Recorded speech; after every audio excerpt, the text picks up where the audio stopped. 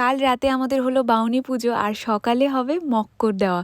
আজ দিনটায় ওই গঙ্গাসাগর থেকে সবাই স্নান করে ফেরে। এই দিনে পুজোর সময় ওই আতপ চাল আর কলা একসঙ্গে মাখতে হয়। কত যে নিয়ম তার কোনো শেষ নেই। পুজো এবছরের মতো হয়ে গেল, ওদিকে সবাই খেতে বসে গেছে, শেষও হয়ে গেছে খাওয়া, মাসির খাওয়া শেষ, এবারে আমি বসবো। তবে এই কলা পাতায় খাওয়ার আইডিয়াটা না দারুণ হয়েছে, জানো তো, বহুদিন পর খাচ্ছি।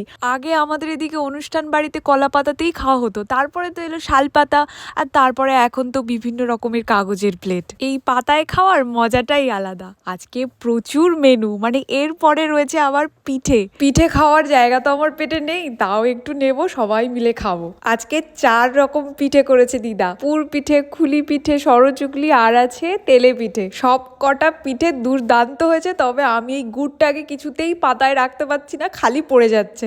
চলো, সবাই ভালো থাকো, সুস্থ থাকো, আজকে তাহলে আসি, দেখা হচ্ছে কাল।